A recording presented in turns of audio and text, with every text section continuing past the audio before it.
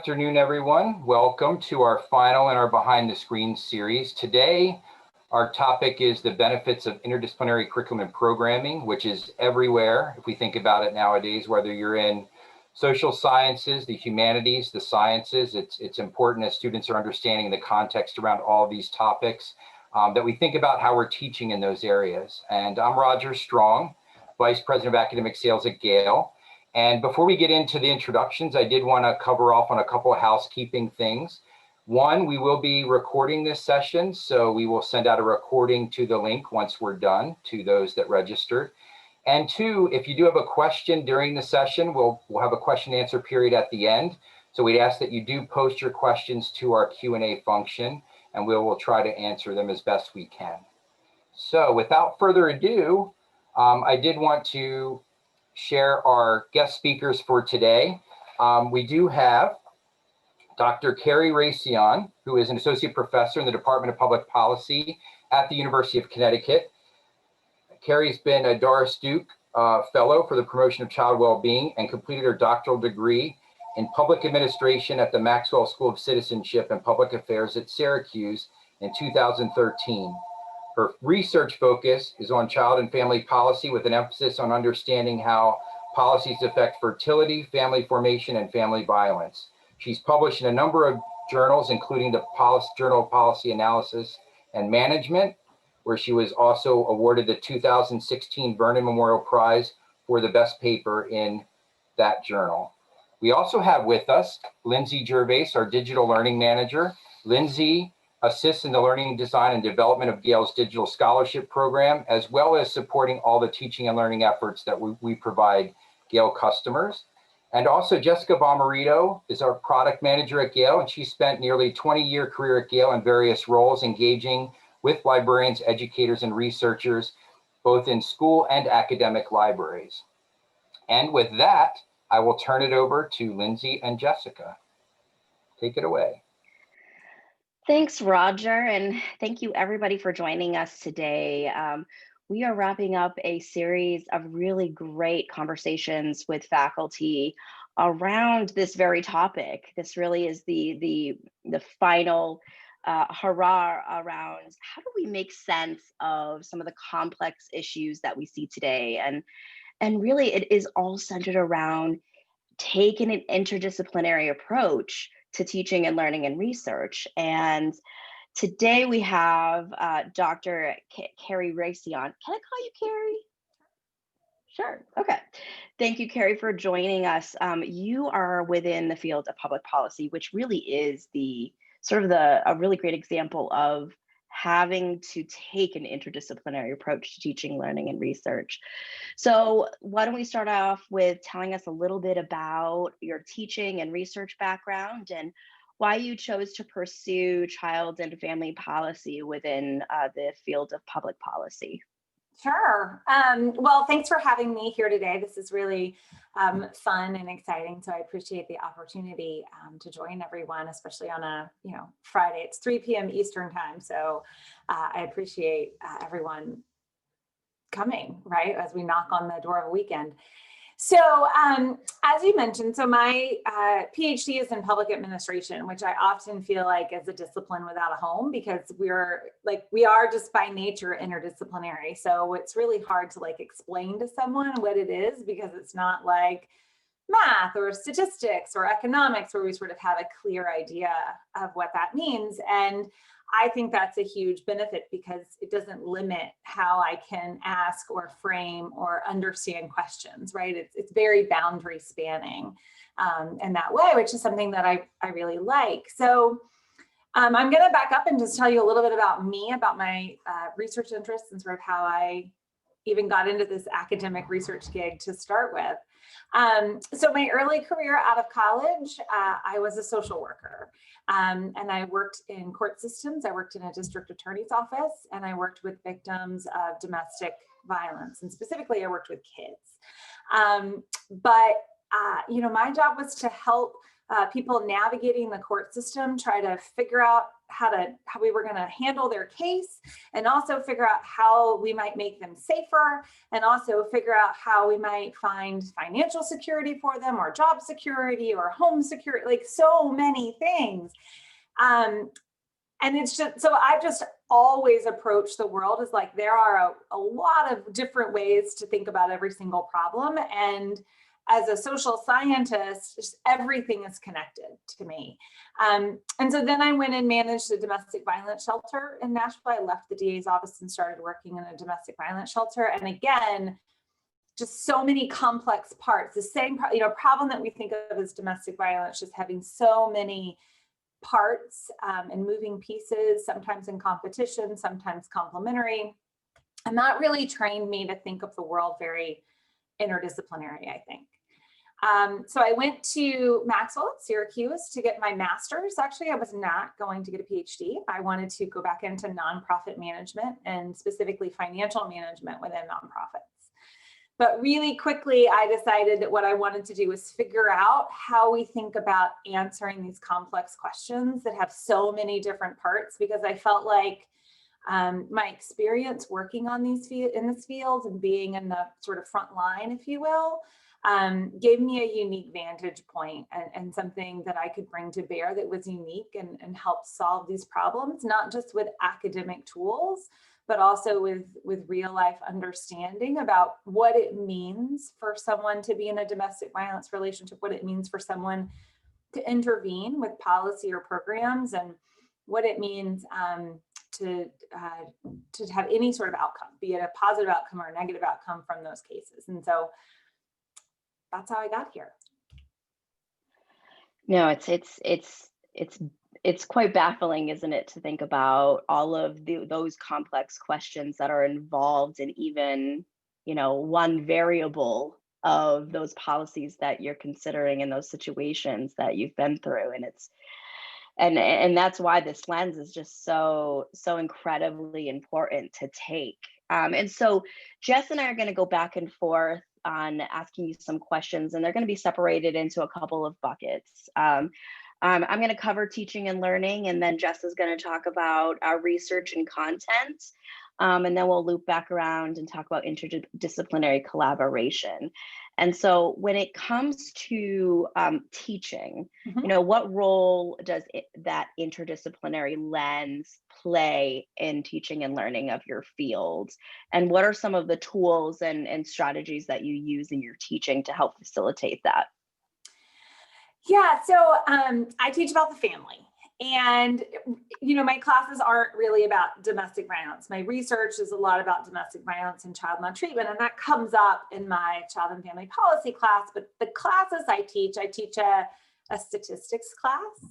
I teach financial management for state and local governments class. I teach a child and family policy class.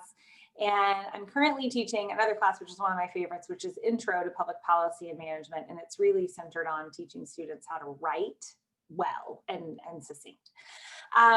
So I would say the most important thing that I do in any of my classes is to work with my students to sort of check their biases at the door.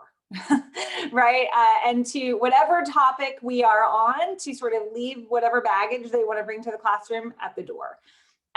So this is obviously very germane to child and family policy, because we all have families, right? We all have families. We all think we kind of have an idea of how a family works and what goes on in families, because we sort of take our family experience and want to put that on to other families, but that's not necessarily the case, right? There's actually quite a bit of diversity in families. And so getting students to sort of, do that first thing, which is to realize that not their family is every family is the first thing. But that holds true with all kinds of things. With statistics, that one statistical story that you heard might not be the way we're going to handle all statistics. Financial management, you heard about this case of waste, fraud, and abuse, but let's just hold on that and talk about things more generally. So it's easy to see in families, but it happens across my classes. So if I'm teaching something in in a child and family policy class, like that's inherently interdisciplinary because the family is a very private institution and policy is a very public institution. And so right away, we're sort of blending the public and private spheres in a way that can actually make students somewhat uncomfortable, right? This idea that, one of the first things I ask them is, should policy be involved in family matters? Right? Should we even have policy discussions about families? Is that a role for government? And sort of that exposes a lot of biases. But when I'm teaching these topics, we have to start with what's the actual research question, right? What is the research question? And then how do we answer that question? And we always then have to start to think about what theories help us explain the way we might expect this question to go. And students have a really hard time applying theory to things like the family, something that's personal. So for example, economic theory tells us when we make something cheaper, when the price of something goes down, people buy more of it. Well, it's really hard and interesting when you start talking to students about the price of children, for example, and fertility. And when you tell them when policies make children cheaper, people might be more inclined to have them. Or the reverse, when you make children more expensive, people might be less inclined to have them. Because we don't think about that as being like the way we decide how many kids you're going to have, right? When a person is thinking about what's my optimal family size, they're not obviously thinking about the price of children, but that's how people make decisions, right? If you actually talk to people about expanding their family, they might say, we can't afford it right now because I'd love to have a third, but childcare is too expensive. Well, that's the cost of children, right? And so that's one way of taking economic theory and applying it in a child and family setting that's not obvious to students. And we apply this all across the board, right? These interdisciplinary mechanisms and theories and tools happen all the time. But it's really sort of pointing out to students that they're doing that or that this is happening intentionally. And then they can start to think about, oh, yeah, obviously, when you make something cheaper, people are more likely to buy more of it, right? I do that all the time with movie tickets and Coke and Coca-Cola. I'm from the South, and roller coasters and things like that. But when we start to think about it with these complex issues, students can connect the dots in ways that they might have been resistant to earlier because it just doesn't fit our narrative. Did I answer your question? Yeah, you did. And it's a great segue into the next question. What you're really talking about is this idea that when we take that interdisciplinary approach, right, we're really promoting the importance of critical thinking skills and metacognition. And so could you expand on that a little bit about the importance of developing critical thinking skills and problem solving skills for today's students along this arena? And how does this skill set really serve students beyond academia, especially as they move into the workforce where you really do see the product of interdisciplinary work and studies in play? Yeah, so I'm going to start by just saying something about the last thing that you said, and then I'll go back to the question, which is, I don't think we can answer any problem that involves people without being interdisciplinary, right? People are complicated and people exist in lots of different spheres.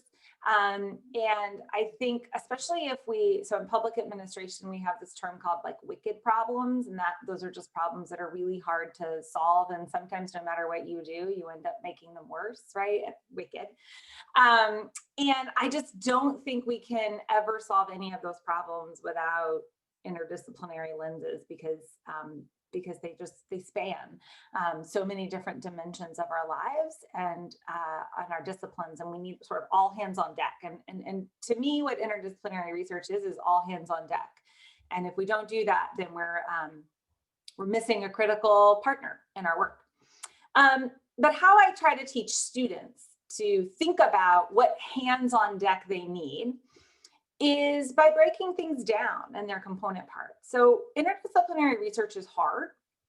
And I think within the academy, we often sort of romanticize it and we put it on a pedestal and we sort of, oh, we need to do interdisciplinary research. That sounds great. Let's do more of that. And then when it comes time to actually do it, academics like myself shy away from it because it's hard. It involves talking to people that might have a different language. It involves thinking critically about our own assumptions. It means inviting new assumptions into our lives. And that can be really hard. But I still think it's really important and something I'm committed to. So, you know, if I were teaching a family policy class and we were working on a particular policy, so this is a policy that I've worked on in one of my own papers, where the central question is something like, you know, if we keep guns away from domestic violence misdemeanor offenders, people who've been convicted of a domestic violence misdemeanor, does that make domestic violence victims safer, right? So just this question, right? This is a kind of a, if we do this, do we get this effect? That's a sort of typical question in a policy analysis class. Well, in order to do that, to answer that question, that takes lots of different disciplines. And I think it's helpful when teaching students to really help them think about the different parts that they need to know in order to answer a question, right? So the first discipline you need to know in answering that question is you need to know something about the law. You need to know something about the legal context. When do we keep guns away from domestic violence misdemeanors, and under what circumstances? What does that look like? How does that process work mechanically? You need to know about the policy, and in this case, the legal environment. You have to figure out a research design that's credible, right? So you have to figure out where this policy might vary, what kind of data you're going to get, what kind of statistical tools, right? So that's the discipline of statistics and research design, which can sometimes come from economics.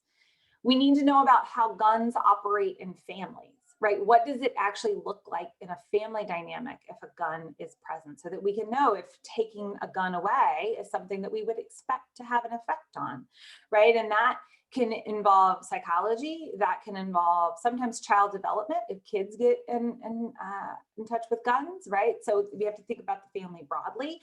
It can be sociology, and it can sometimes also be medicine, right? And thinking about how medical practitioners are going to respond to this.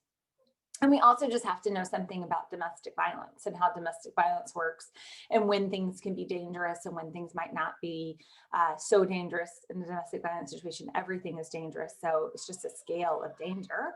And then you have to put these things together. And this is an empirical question, right? It's not necessarily obvious that if the law removes guns from domestic violence offenders, that victims are necessarily going to be safer. I can remember frequently working in legal situations with women. I would say, your abuser's been found guilty of this crime and they can't have a gun anymore. And some victims would say to me, that makes me feel so much safer. That's great. And some victims would say to me, lady, you're crazy. If he wants a gun, he's going to get a gun. And so it's an empirical question. It's not necessarily obvious what would happen, but it's a complicated question, that's for sure. And so we have to bring all of those tools to bear to be able to answer the question about what happens on average. And I do want to stress that all policy questions that I answer are typically about averages. So it's never the case that, in this particular paper, we find that taking guns away actually does reduce domestic violence homicides by about 17%. That doesn't mean that it prevents all homicides, obviously. So also being able to interpret statistics is a discipline that's really important.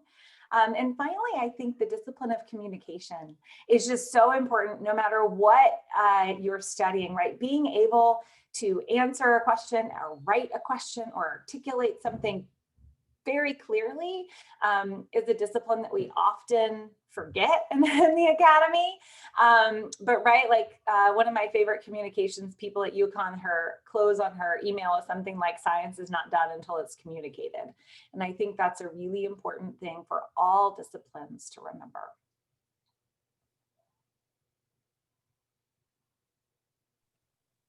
I'm going to hand it over to Jess now, she's going to take a deeper dive into the research aspect of interdisciplinary research and content. Thanks, Lindsay. Yeah, so thinking about your own research, how do you take this interdisciplinary approach in your research, and what are some of the challenges that you face when looking at research topics that are inclusive of so many disciplines for one study or set of questions? Yeah, so I think, one of the hardest things to do is to know that there are some questions you can answer and some questions you can't. And to be able to differentiate between the two. And there are lots of really good questions, but only some of those questions are answerable. And so figuring out how you figure out which questions are answerable is sort of step one, I think, and so that you don't go down a rabbit hole. And so, right, in order to answer a question, you have to be able to phrase the question well and in a way that is relevant. And you have to be able to find data. I'm a quantitative researcher. I don't often collect my own data, though I do sometimes. Usually I rely on data that's already been collected. And so finding the data. And then I often work with new data resources because I have a lot of questions that are new. And so I do sometimes work with the same data sets repetitively, but not often. And so finding out what the data actually means in those data sets is really, really important so that things can get interpreted correctly. So when I first started working with child maltreatment data, so the National Child Abuse and Neglect Data System, which is housed, it's a federally collected data system, but it's housed at Cornell. It's all the child abuse referrals, child maltreatment referrals in the United States, screened in referrals, which are then called reports. And so having someone that knows what the heck all of that language is really helpful. And so I team up with social workers who work in the Child Protective Services system, because I can't even begin to ask a question if I don't know what a measure is, right? If I don't know what, okay, I can create a child maltreatment rate. That's like simple to do in the statistical software, but it's meaningless if I don't know how to interpret it correctly. And so you go team up with a social worker, right? And then sometimes the questions that you ask have implications for kids' development and psychology. So I've worked with child psychologists before and thinking about, for example, when we intervene in the CPS system across different points in a kid's lifetime, what does that mean if we're intervening at different developmental stages for kids? It was referring to a paper I wrote with me, a social worker, and some child psychologists. And that was a really hard paper to write because we all cared about very different things very differently, right? We had our own disciplinary attachments. And this part is really hard when you're working across disciplines. I think the number one thing that you have to do if you're going to do an interdisciplinary team is work with people that are open-minded about this, because in any conversation, one discipline is going to sort of be right at a given moment in time. And then later at a different moment in time, a different discipline is going to sort of ebb up in the importance of analysis. And so just being able to have that give and take and be open and honest. If you have someone that's really committed that their discipline is like the best and is always the best, that might not be the best partner for an interdisciplinary relationship. It might be, but it might not be. So I think when you assemble a team, you have to, just like when you're teaching, you have to sort of break things down. When you're assembling an interdisciplinary team, you have to, again, break things down to the research question. What data do you need? Do you understand that data? What research method are you going to use for this particular analysis? And do you have the right statistical tools in your tool belt, or do you need to bring someone on that can do that? What's the theory that you're going to use to think about what, why if I change one thing, do I see something else changing? And do I understand that theory, or do I need to bring someone on? What's the relevant literature? And this is really hard because many disciplines have lots of their own literatures about the same problem, right? And so is there a literature that you are going to target, or are you going to be more holistic in your literature review and literature search? And do you need to sort of bring someone on that can speak in the literature that you're going to be speaking in? So what I mean by that, when I often have a research project, I have a journal in mind. right, a home for a paper. Often I have a home in mind for a research paper. And so if it is, for example, a social work journal, then we got to make sure that someone is on our team that can speak to other social workers. If it's going to an economics journal, we got to have someone on our team that can speak to other economists. If it's going to a sociology journal, we got to have someone on our team that can speak to sociologists. So it's often helpful to know, as best you can, the peer review process is quirky, but as best you can, like where you're headed with the project so that you can assemble well on the front end. And finally, like, what is are you thinking about, so I do a lot of research that's very applied. I'm not a theorist, I'm an applied person. And so does this policy operate in a particular institution? So we've talked a little about child protective services, but I'm also doing some work that's operating within like medical fields and hospitals and doctors. And so I'm starting some new partnerships with some of our trauma surgeons I'm in Hartford and Connecticut in the Hartford area, so that we can better understand just what the day-to-day on the ground looks like, because the institutional context is very important. And understanding, you know, if we implement a policy or program and intervention, how's it going to play out so that we can get the right data, get the right tools, get the right team assembled. Did that answer your question? Yeah, thank you. Yeah, that's great. So you mentioned that you make use of data sets, and I'm wondering, are there other sort of key sources of content that you feel might just contextualize your research in a different way? I'm thinking about, journal articles or historical documents, other types of resources that you might use. Yeah. So, a lot of, like I said, my questions tend to come from like sort of things I'm seeing that interest me. So, I analyze sort of guns and what's the impact of that.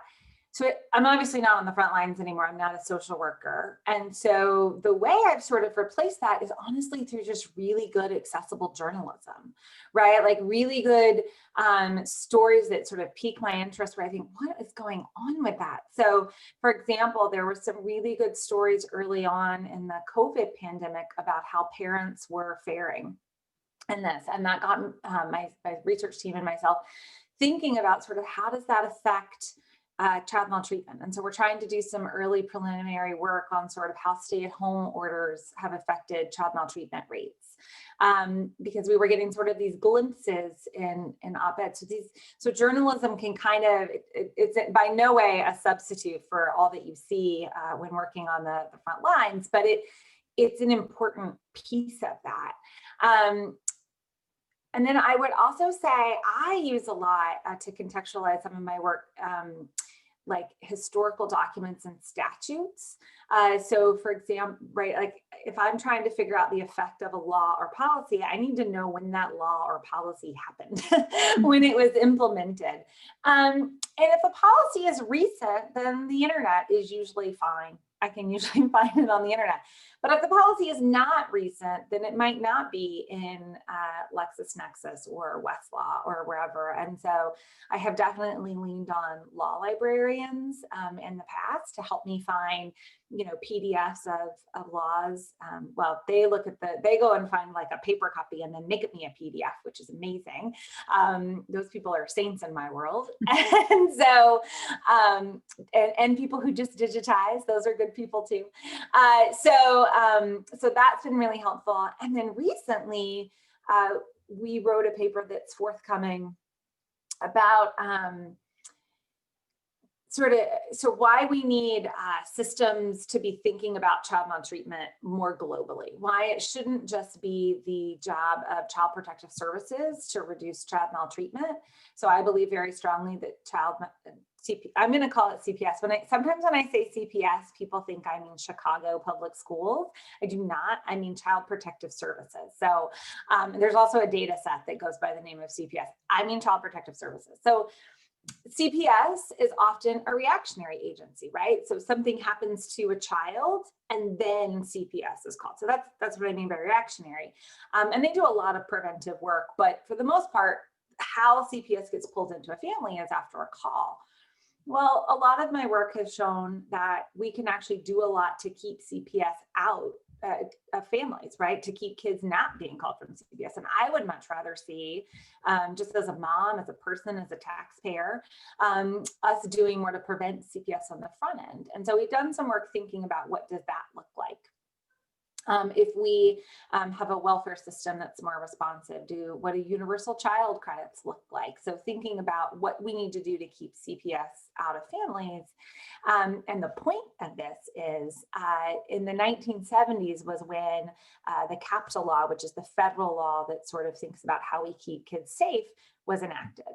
And we had to go back and really understand the discussions that were happening within Congress and the United States Congress between, folks like Mondale, right? And so these are very, it's not too old, but like they're dated in terms of PDF and what's digitized, right? And we had to go back and really pull the conversations that were happening in Congress to understand why this policy looked the way it did so that we can understand why we're here now, right? Like understanding the historical roots of policy is often really important to understanding why we have sometimes what just appear to be weird kinks of policy, like things that sometimes don't make sense can make a little bit more sense when you go revisit the actual text. And so that's been really helpful as well in my pursuits of understanding things.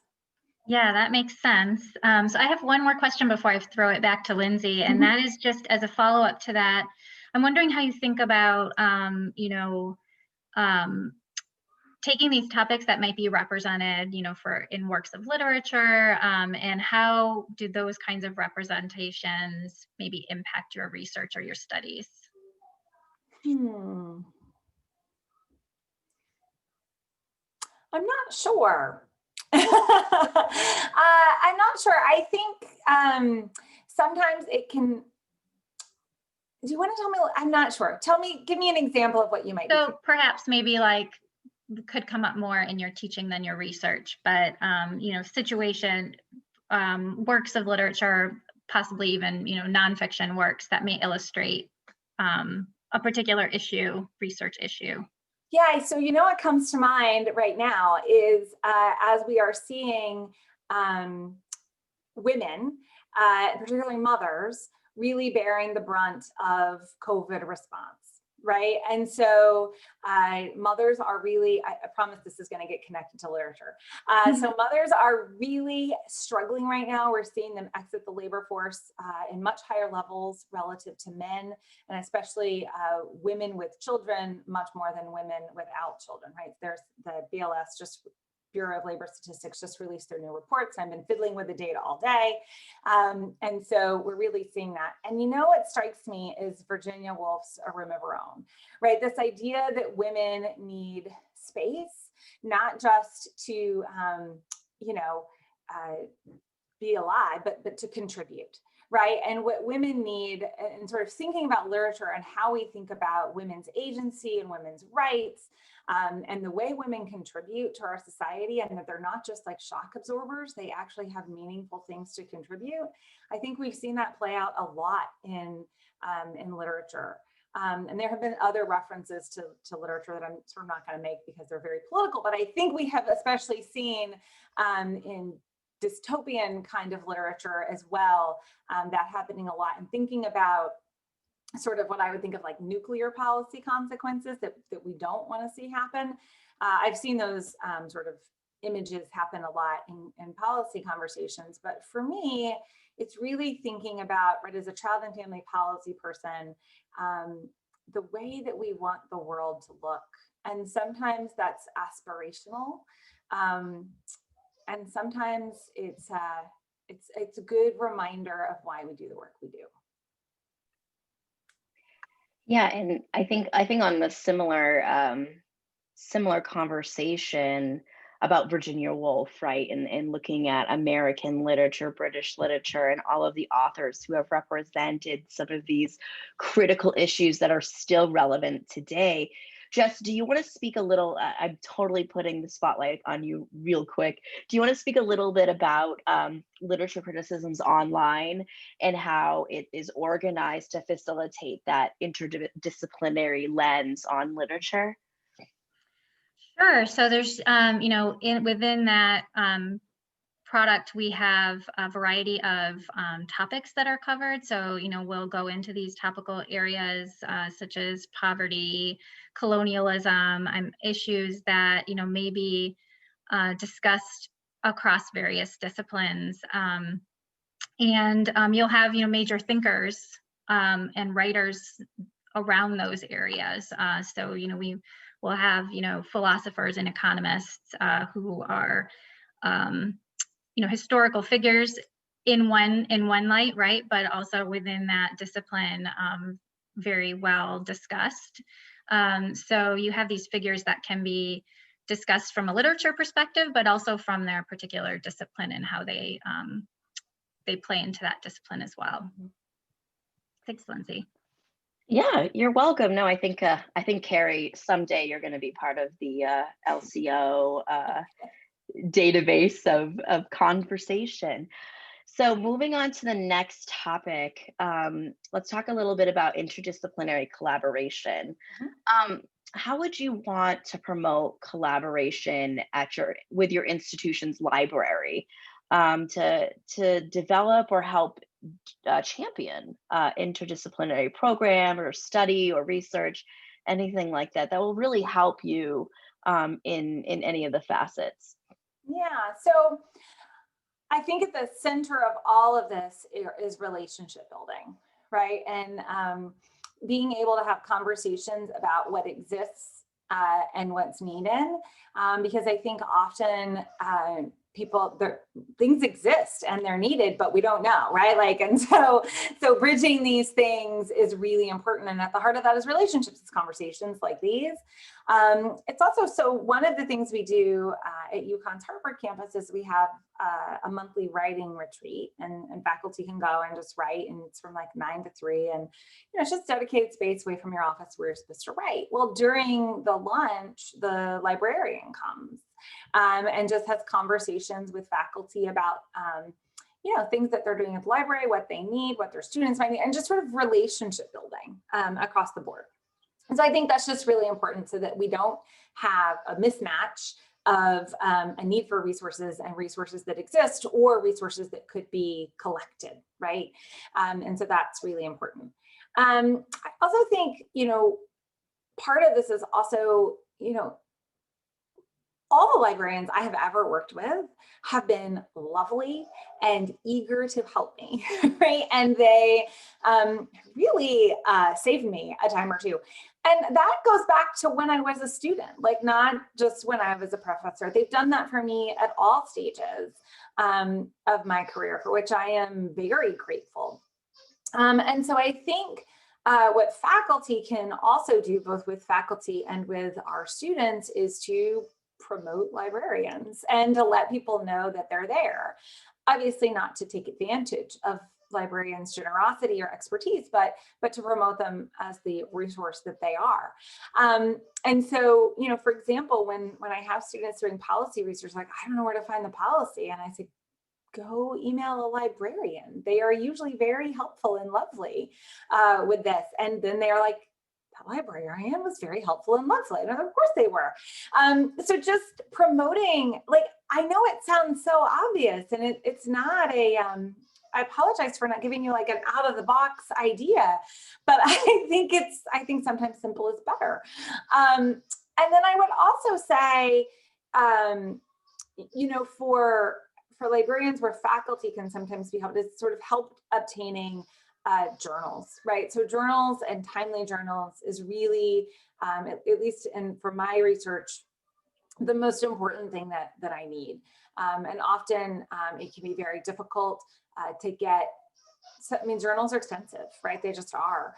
But learning and knowing, sort of having a way to communicate with faculty about which journals they need access with, and if there's a way to prioritize things, And then another thing that our library has done is the UConn Hartford Campus Library partnered with our public library, and they merged spaces, which has kind of led to a lot of different interesting benefits. And so that for me has been really exciting as well, to partner with a city library and our institutional library. So I guess those are just a couple of things for faculty. I also think, for students, I sometimes have different needs of what I would love to see from library support. So for students, they are in such a digital age, and that is great. But it's not always the best for research, right? So they often don't know how to tell credible sources from not credible sources. And they often come and they cite something in their paper that's like, you can't cite Wikipedia. Like, that's not a source. Like, that's a thing that someone just wrote. We're not going to count that. But helping them distinguish between credible and not credible sources is something that, as a faculty member, I only get them for like a class, a time, right? But if we could think about the library and as an institution that they can see at multiple different touch points, right, both at the early part of their career and as they progress, then this can provide a continuity of opportunity for our students, right? And so helping them to constantly be learning how to sort of check their own, their biases, right? Because sometimes we think a source is credible if it just confirms what we wanted it to hear. That's not necessarily true. Sometimes it's true, but it's not always true. Helping them to evaluate that. And then also helping them to learn how to cite things appropriately, right? To attribute others' ideas and what plagiarism really is. That it's not just, that it's citation, it's ideas, it's words, it's so many things. And again, seeing the library as a resource that's evenly distributed throughout a student's career, and also once they've left. It's just, I think, a really important opportunity that we've just got to do better about helping students figure out ways to access and making sure our libraries have the right resources to provide those kinds of services, right? We don't want to put a service out there and then not make it resourced to do the thing that we need it to do. Oh, I feel that pain about the digital students and the credible sources. We see that so rampant, especially with social media and everything. And so the struggle is real, right? So when you think about interdisciplinary programs and research and teaching, who are the game changers out there as far as institutions go? Who do you go to as like, that's the place I want to collaborate with, or these are where I want to pull some collaborators with? Who are the game changers? Yeah, so I think it depends on the question. But I do think that the game changing, at least for the social sciences and for quantitative researchers right now, are places that link data, right? Like, I think that so much of our lives are in very different spaces. And if any one particular data source is just going to give you like a thin slice, right? When what we want is a much more global view of any given person, right? I don't want this, I want this. Actually, I want this, right? And so in order to obtain that on any given person, or thinking about the policy or program impact, I need linked data. And so this is things that are happening. And there are different models for linking data that are going on. So some of them are happening in like data linking centers. So FACS at Michigan looks at its goal is to think about how we reduce gun violence where there are youth victims. So children and youth are the particular protected folks that they're interested in. And so they're linking data, they're linking sources, they're linking people, they're linking collaborators. They start with a medical and sort of epidemiology lens and then go out from there. So I think that's a really important model. But there are also data policy labs, and these have been funded primarily by Arnold Ventures. And those are labs that are often within universities. So there's one at Rice, there's one, I believe, in Georgia. They're all sort of all over the place. And they work with, when we think about disciplines, they work with the academy and also often the government somehow. And they all look a little different because governments all look a little different, right? But it's the idea that academics and government officials can work together and can ask questions together and come up with answers to questions in sort of a concerted effort, right?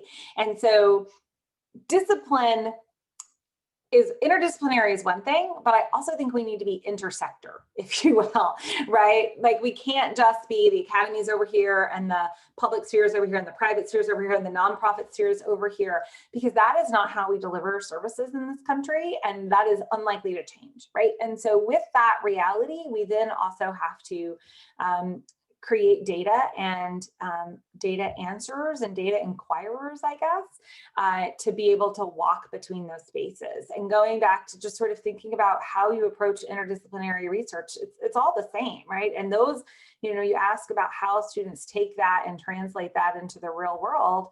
Well, for my students that are public policy servants, right, walking between different sectors of government is very analogous to walking through different disciplines. And so these things translate really, really well. So yeah, I think there are a lot, for me, I see a lot of this novelty and innovation happening across linking data, but also it's linking different service providers through government and also social services. Great. I think that we're going to transition into a question and answer session with Roger. Yes, hello, great discussion. Thank you, Carrie, for all of the great comments around interdisciplinary. I think a couple questions that have come up.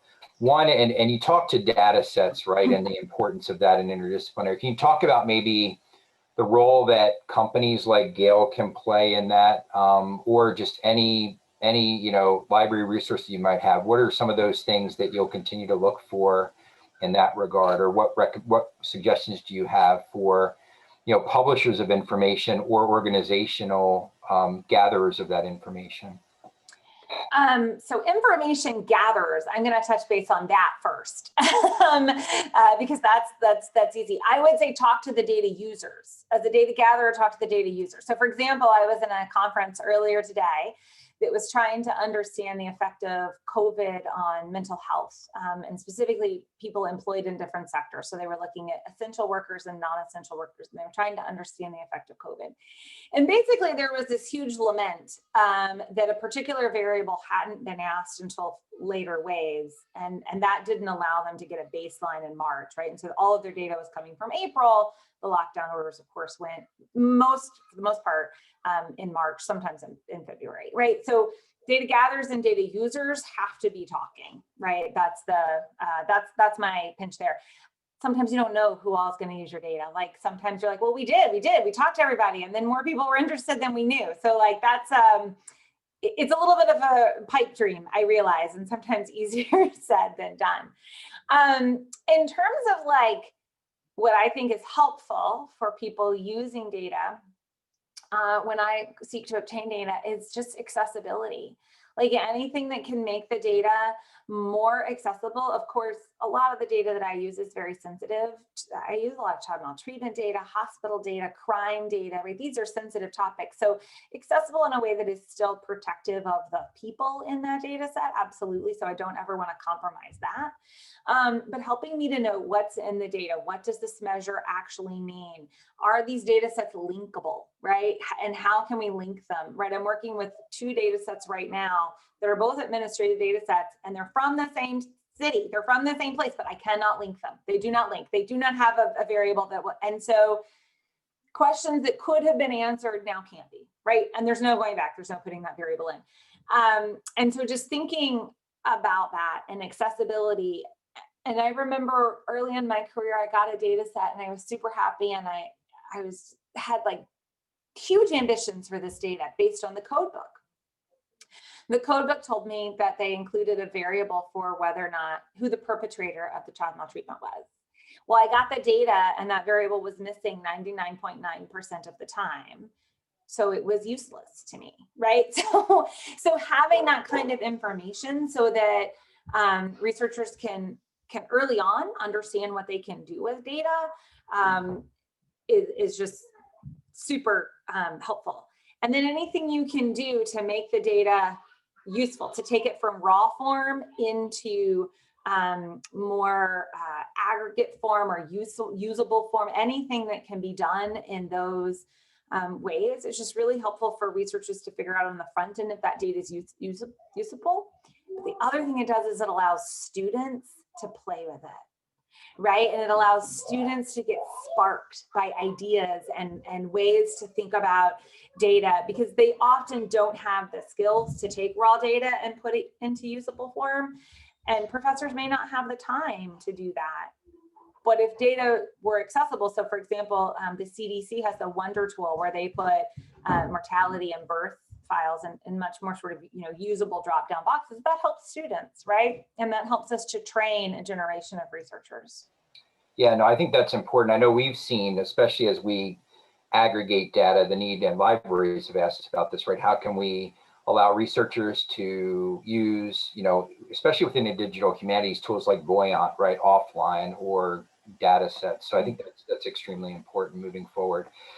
Getting back to, I love your comment about check the biases at the door when you're teaching interdisciplinary, and kind of that public versus private conversation, right, that crosses over. And I think you spoke about, family versus policy. When we were in college, I think it was, you didn't have as much of that, at least from my sense, check your bias at the door. I think in the last year or two or three or four, we've seen that.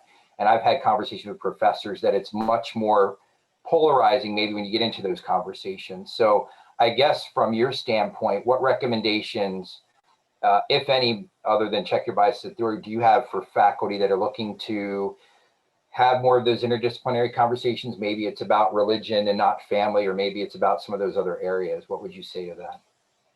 Yeah, so I think, so I think for two things. One is we can't ask the students anything we're not willing to do ourselves, right? And so faculty have biases, and that because we're thoughtful people, and that's what we do. It's just what we do. So we can't do anything that we can't ask students anything that we can't do ourselves. So I also try to check my biases at the door, right? And so, for example, I have my students writing a policy memo right now, and their job is to think about a policy and write a recommendation about that policy.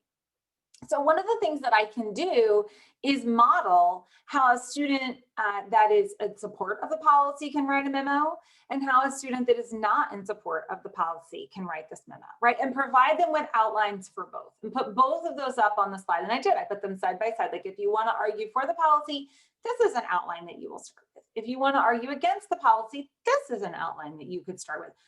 Everybody should tweak this outline, but here's a starting point for everybody. And that signals to students that, like, there's not a right policy answer here necessarily that I'm looking for. I am looking for you to make a good argument. I am looking for you to research your recommendation and it be backed up. And I tell students, they get a little annoyed with me, I don't care about your opinion. I could care less about your opinion. I do not care if you like this policy. What I care about is that you make an argument that this policy, or not doing this policy, whichever position you want to take, is the right thing to do for the people that you serve, right? In our case, we're public administrators, and we're going to serve constituents. Does this policy, does the cost of this policy, is it large? Is it smaller than the benefits, right? Because the benefits must outweigh the cost. And policymakers also have to pick from lots of good policies. They can't enact everything. So even if you like the policy, that doesn't mean that you do the policy, because we have scarce resources, right? And so really helping students, no matter what position they take, to help them articulate that argument and to have open class discussions. But in order for professors to do that, I think we first have to check our own biases. So what I tell students is, I don't care about your opinion. What I do care about is your evidence-based recommendation. right? And that is what I'm looking for, and that is what I'm going to grade, and then help them figure out how to do that, right? And where the holes are in their argument, and in their evidence that they're bringing to bear. So that's my strategy, at least this semester. Oh, great advice. Great advice. I think everyone can.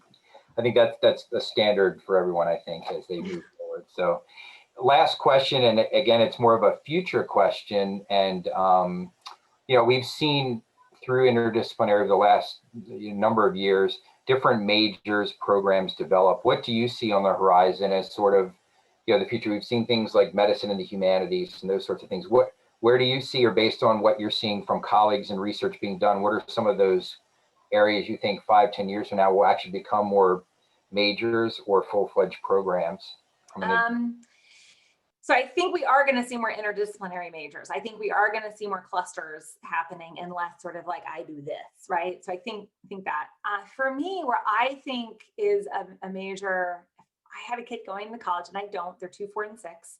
But if I did, I would tell them to be thinking really clearly about like big data and communication, right? That being able to access and understand big data systems is just going to be a skill that everybody needs. And because it doesn't even matter what sector, if it's survey data, if it's polling data, if it's the private sector trying to understand their clients and their users, everybody is going to rely on big data, and then to pair that with communications, because some people can understand big data, but if you can't communicate your understanding of big data, then it just stays locked in your head, which is not helpful for anyone. And so I really think merging those fields is something that is just on the horizon in a big and explosive way. Yeah, I think on that note, I think we're at time. And again, Kerri, thank you very much. Lindsay, my pleasure. Wonderful conversation. And that concludes our Behind the Screens for this week. We hope you've enjoyed all of the great topics. We'll be sending out the recording to those that registered. And everyone stay safe. Thanks again. And happy Friday. So see you soon. Bye-bye.